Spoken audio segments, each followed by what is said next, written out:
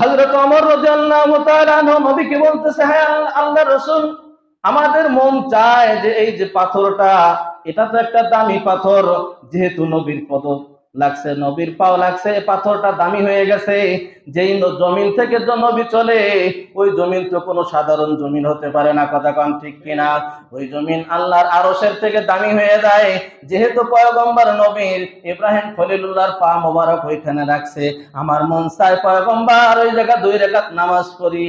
নামাজ পড়লে কেমন হয়? গোটা উম্মতের জন্য আল্লাহ তাআলা শরীয়ত বানাই নিয়েছে, মাকামে ইব্রাহিম ওই জায়গায় 2 রাকাত নামাজ পড়তে বলেন। সুবহানাল্লাহ। যদি কেউ সুযোগ না পায়, এখন হজের সময় সব সময় ভিড় থাকে, কথা কোন ঠিক কিনা? তো ওই সময় ওই জায়গা না যাইতে পারলে হেরেমের ভিতর যে জায়গা বসে 2 রাকাত নামাজ পড়বে, তো নামাজ আদায় হয়ে যাবে, বলেন সুবহানাল্লাহ। আসসালামু আলাইকুম ওয়া রাহমাতুল্লাহি ওয়া বারাকাতুহু।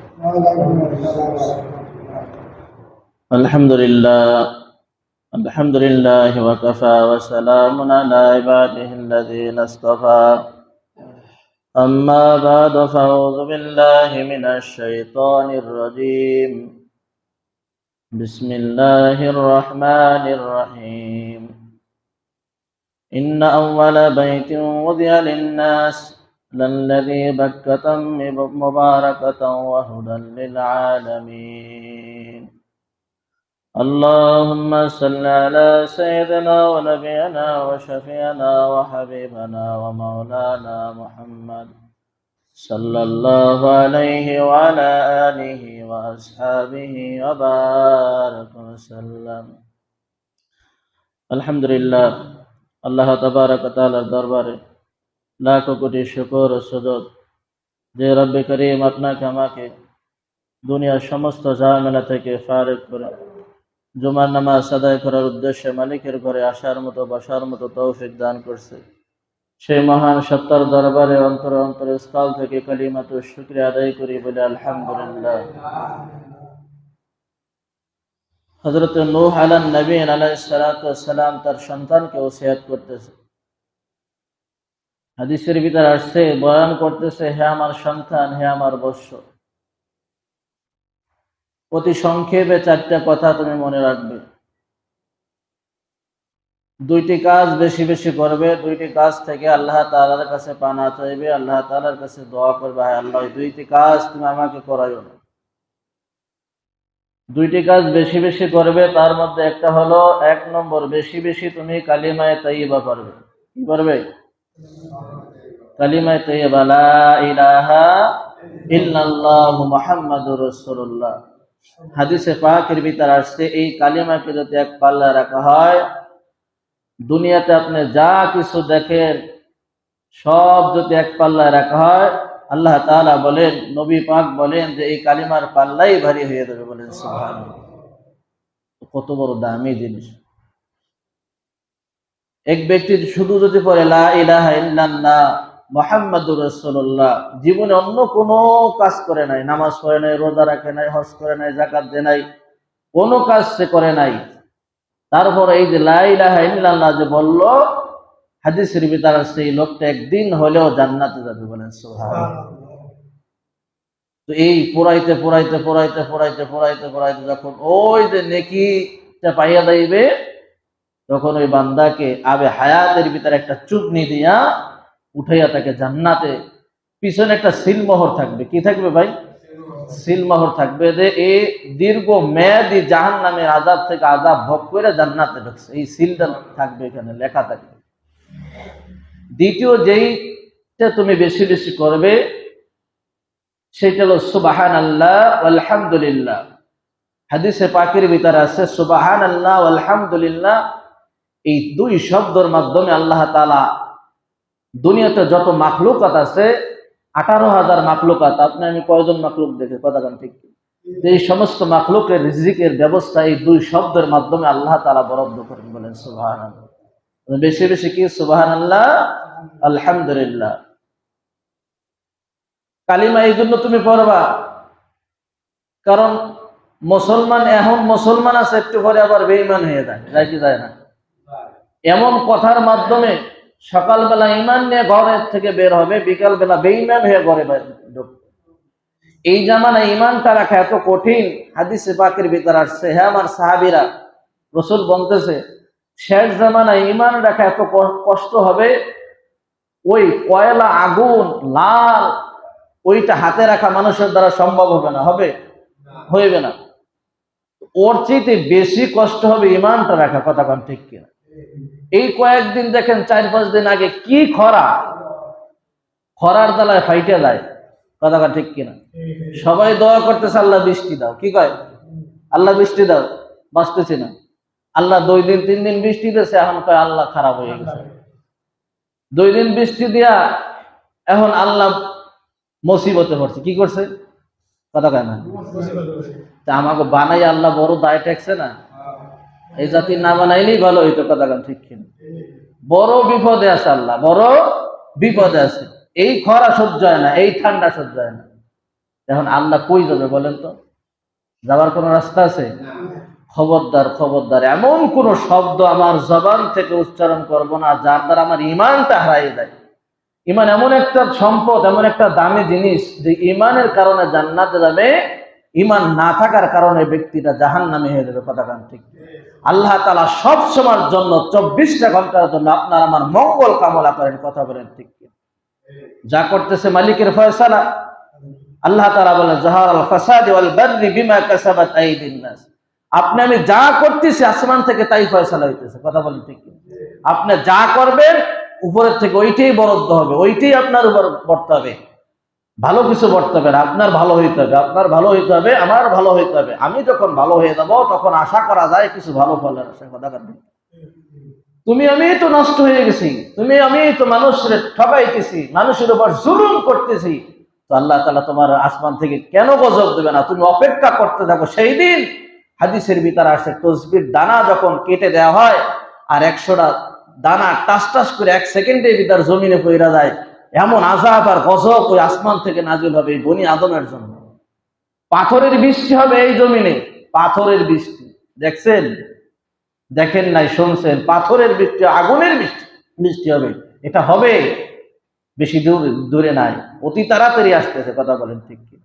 এজন্য বেশি বেশি তাওবা করার দরকার আছে না নাই? বেশি বেশি তাওবা করতে হবে। মালিক যেই হালাতে রাখে এই অবস্থায় আপনার জন্য মঙ্গল, এইটাই মালিক চায়, কথা বলেন ঠিক কিনা? সন্তানের জন্য বাপ সবসময় ভালো কামনা করে কি করে না? সবসময়ের জন্য ভালো কামনা করে। 2 নম্বরে 2টা যে কাজ করবা না, আল্লাহ তাআলার কাছে পানা চাবা, সেটা হলো আল্লাহ তাআলার সাথে কাউকে তুমি শরীক করবা না। কি করবা না? কাউকে অংশীদার করবা না। শরীকের বিভিন্ন ব্যাখ্যা বিশ্লেষণে আমি ওইদিকে যাব না। 2 নম্বর যেটা, তুমি অহংকার করবা না, দাম্ভিক হবা না। কি করবা না? অহংকার তেমন একটা চাদর, হাবিব বলে যাররা পরিমাণ অহংকার থাকবে, যাররা বলা হয় একটা বালুকে 70 ভাগ করলে যাররা বা বিন্দু বলা হয়। কাপড় যখন চিপড়াইয়া ঝাঁকি মারা হয় তখন ছোট ছোট রেণু বাইরায়, দেখছেন কিনা? এই পরিমাণ যদি কোনো মানুষের ভিতর অহংকার থাকে, নবী বলে ওই ব্যক্তি জান্নাতে যাইতে পারবে না।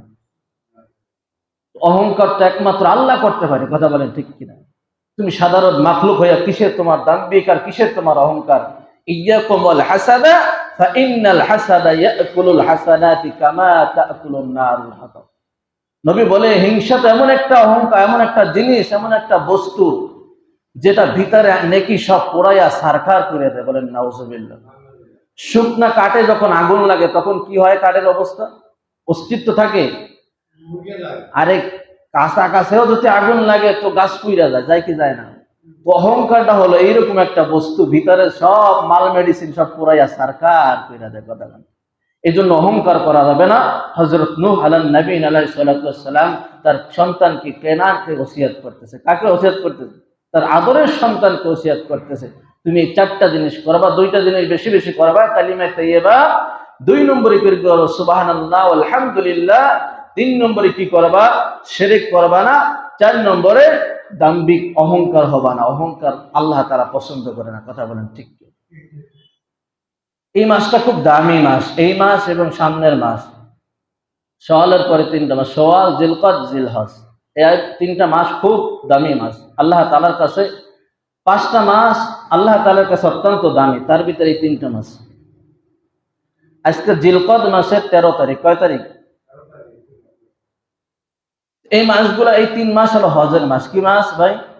হজের মাস। আমি সেই আয়াতও পড়ছি, ইন্না আউওয়ালা বাইতি উযিয়া লিন-নাস লাল্লাযী বাক্কাতা মুবারাকান ওয়া লিল আলামিন।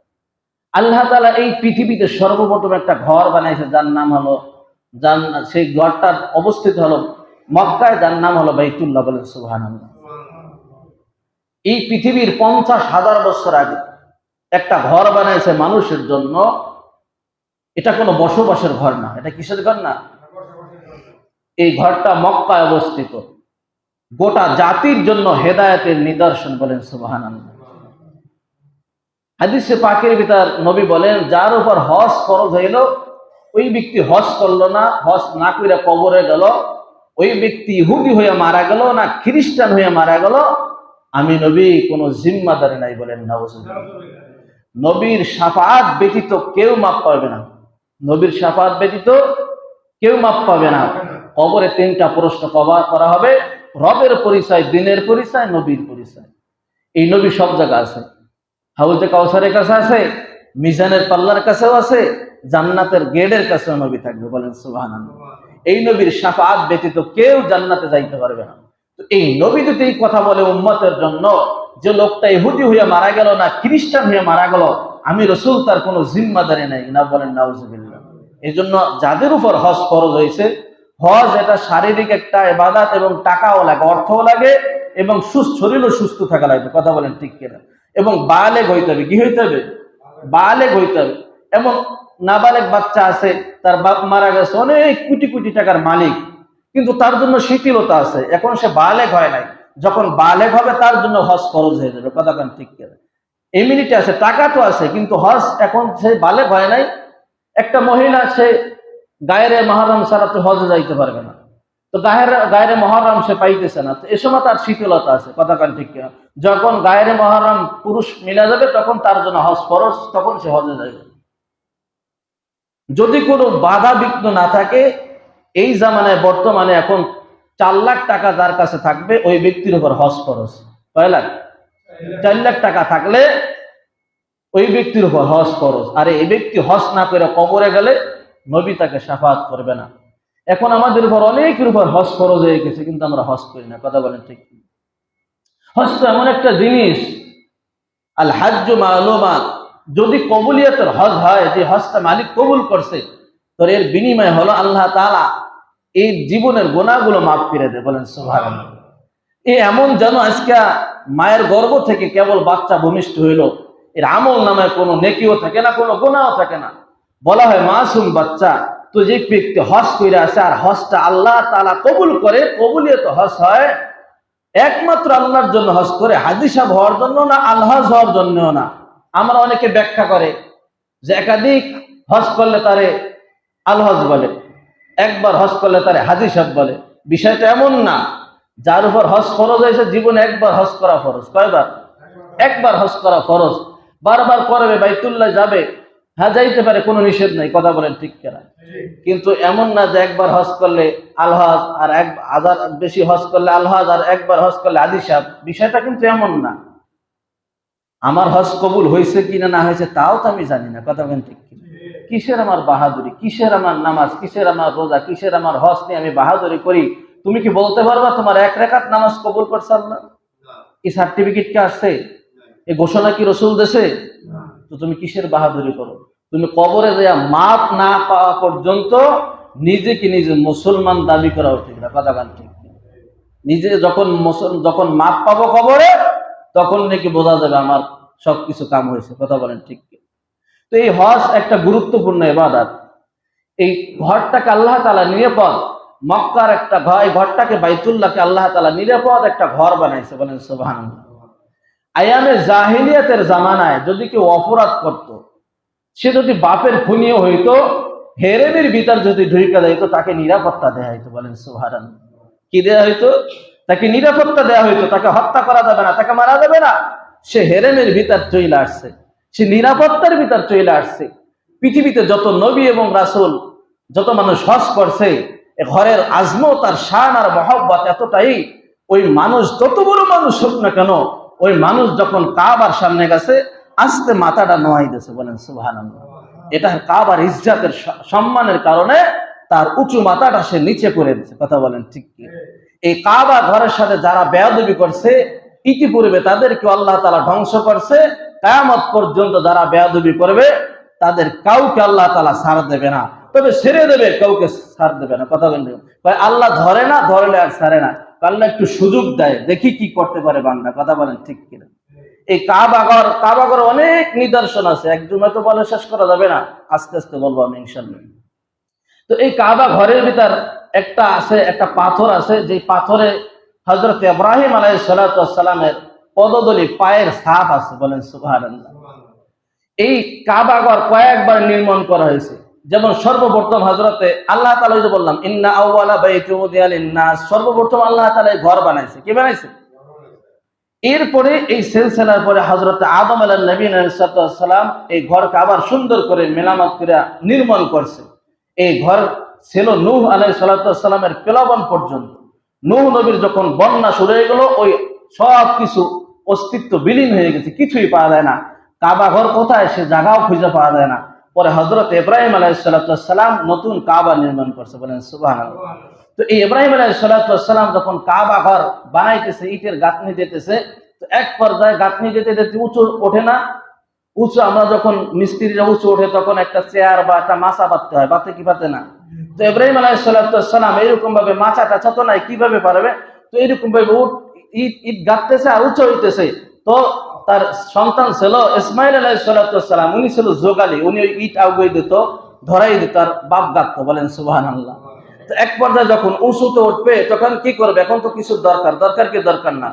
তো একটা পাথরকে আল্লাহ তাআলা হুকুম দিয়েছে, পাথর আমার ইব্রাহিম যখন উপরে উঠবে তখন উপরে উঠবা, যখন ডাইনে যাওয়ার প্রয়োজন হবে তখন ডাইনে যাবা, যখন বামে যাওয়ার প্রয়োজন হবে তখন অটোমেটিক বামে যাবা, বলেন সুবহানাল্লাহ। অর্থাৎ অটোমেটিক লিফটের কাজ করতেছে। কিসের কাজ? লিফটের কাজ করতেছে। তো হযরত ইব্রাহিম আলাইহিস সালাম কাবা ঘর যখন বানানো শেষ, কমপ্লিট হয়ে গেছে, আল্লাহ তাআলার কাছে বলছে, হ্যাঁ আল্লাহ, তোমার ঘর পছন্দ হয়েছে নাকি, তুমি একটু দেখো। হ্যাঁ ইব্রাহিম, আমার ঘর সুন্দর হয়ে গেছে, পছন্দ হয়ে গেছে। ইব্রাহিম আলাইহিস সালামকে আল্লাহ তাআলা বলছে, ইব্রাহিম আযান দিয়ে দাও। আল্লাহ কিভাবে আযান দেবো? তুমি ওইখানে ওঠো, ওইটা আযান দাও। যত মানুষের কর্ণপাতে যাবে তত মানুষের হজ আমি আল্লাহ তাআলা তার হজ কবুল করব, অর্থাৎ সে মৃত্যুর আগে একবার হইলো আমার বাইতুল্লাহ আসবে, বলেন সুবহানাল্লাহ। তো আল্লাহ জনবসতিত মানুষে এখানে পাহাড়ের ভিতরে কে আবার আজানের শব্দ শুনবে? তুমি শুধু আজান দাও, ওই কর্ণপাতে পৌঁছানোর দায়িত্ব আমি আল্লাহ তাআলা, বলেন সুবহানাল্লাহ। আল্লাহু আকবার কাবীরা। যখন নাকি হযরত ইব্রাহিম আলাইহিস সালাম আজান দিয়েছেন, যত মাখলুকাত আল্লাহ তাআলা সৃষ্টি করেছেন, যার হজ আল্লাহ তাআলা কবুল করেছেন, ও সময় আমরা দুনিয়া আসি নাই, হয়তোবা রূহের জগতে ছিলাম বা অন্য জায়গায় ছিলাম, বেশিরভাগই আমরা রূহের জগতে ছিলাম, কথা কোন ঠিক কিনা?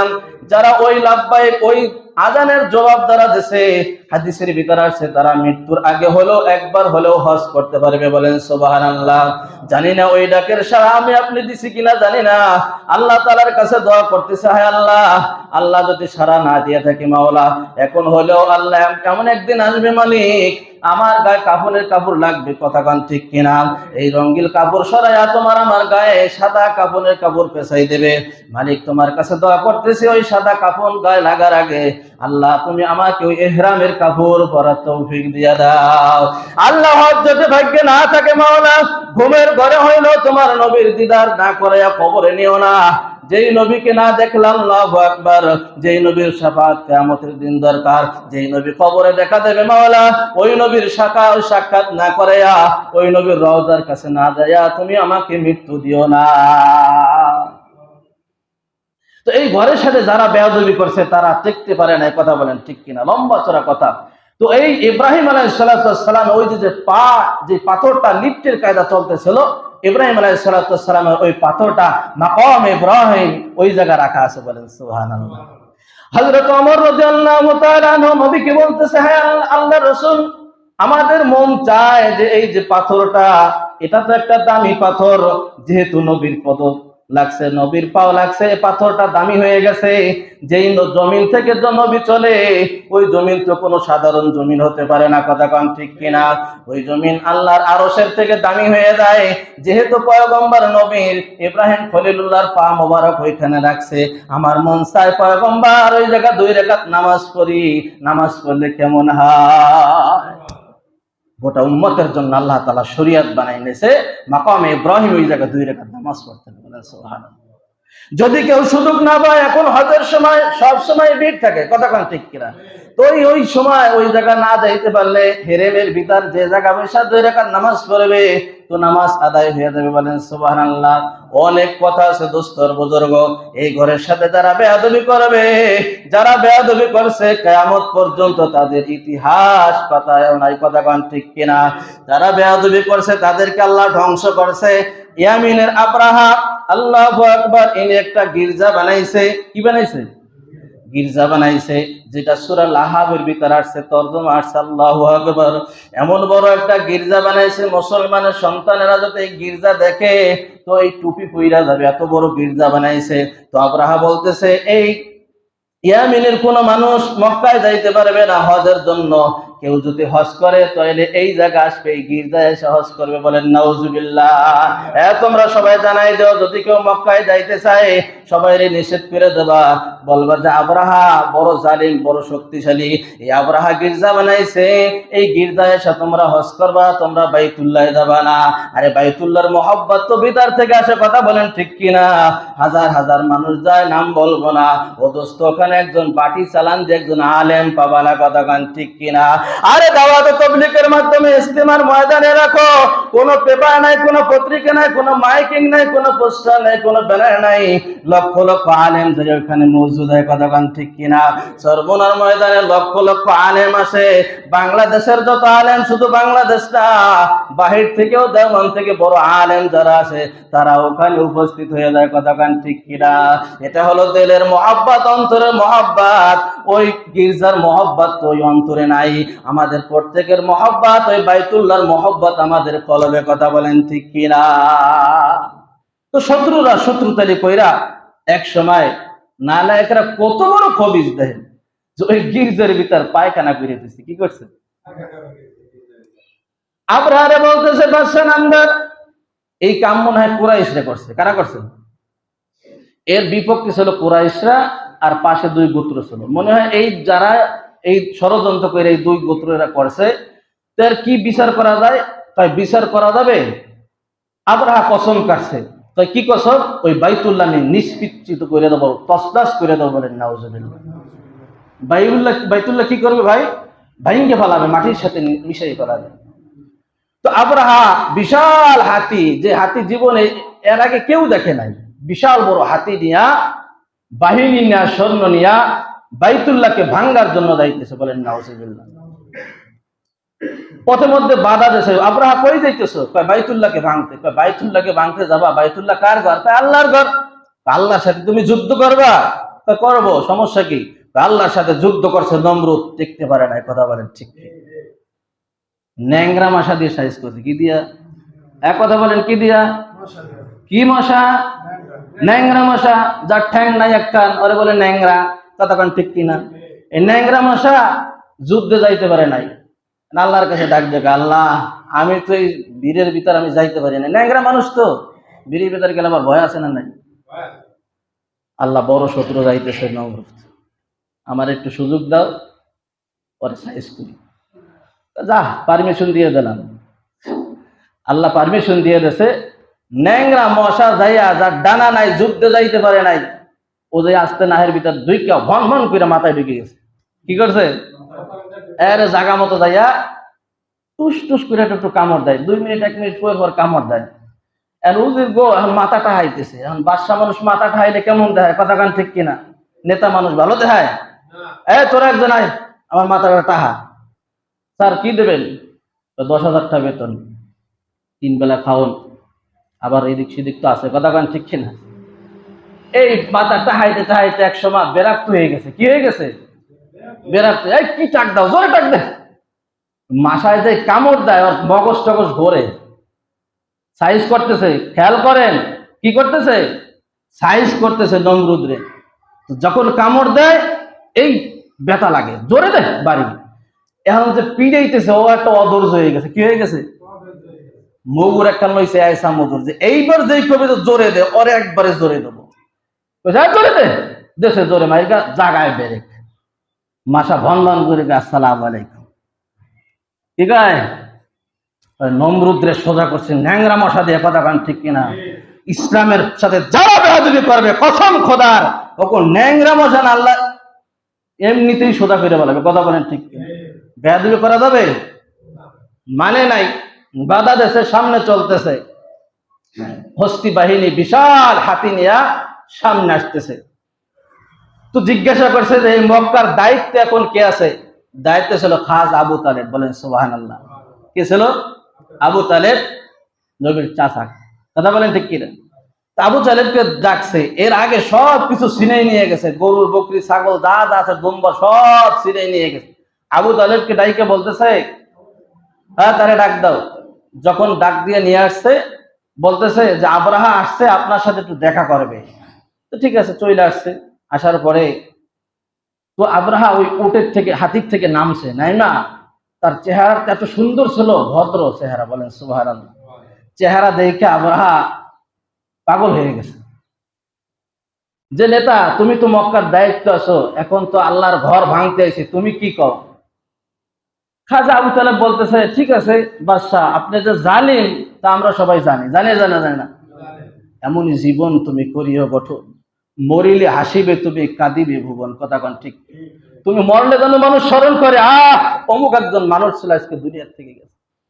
মানুষ আল্লাহর ওলি যখন মারা যায় হাদিসের ভিতরে আছে আসমান কান্দে ওই দিন বৃষ্টি হয়। কথা বলে ঠিক? আসমান কান্দে ওই দিন বৃষ্টি হয়। মানুষ যেন তোমার জন্য দোয়া করে দুই হাত তুলে। এমন জীবন গড়ার দরকার আছে না নাই? তুমি কি চাও? তুমি আল্লাহর ঘর ভাঙবা, আমার তো সেই শক্তি নাই আর সেই হিম্মত নাই যে তোমার সাথে যুদ্ধ করব। তোমার সাথে যুদ্ধ তো আমি করতাম ওই পর্যায়ে হইলে, আমি তোমার ক্যাটাগরি হইলে। কথা বলেন ঠিক কিনা? সমান সমান হইলে তোমার সাথে যুদ্ধ করে টিকতে পারতাম। আর তুমি যে হস্তি বাহিনী নিয়ে আসছো, তোমার সাথে তো যুদ্ধ করে মোকাবেলা করার কোনো শক্তি নাই। তুমি ভাঙবা ঘর ভাঙবো, ঠিক আছে, মালিকের ঘর। তবে আমার যে উট বকরি গুলো নেছো এইগুলো আমারে ফিরেই দাও, কারণ ওইগুলোর মালিক হলাম আমি। আবরাহা কয় যে ভালোবাসা আপনার দেখে হয়েছিল, অর্জন হয়েছিল, সেটা মিনিটের ভিতর নিমেষ হয়ে গেল। কারণ আমি মনে করছিলাম যে আপনি এই কথা বলবেন যে আল্লাহর ঘর আপনি না ভাঙে আপনার চইলা যান। আল্লাহর ঘর ভাঙবেন কেন? আপনি কেন ভাঙতেছেন? কারণ কি? আপনি এই কথা বলবেন। এ কথা না বলে বলে আমার উট বকরি ফেরত দাও, যান আপনার উট বকরি নিয়ে যান। যাই সময় হয়ে গেছে, আমি ওই দিকে যাবো না।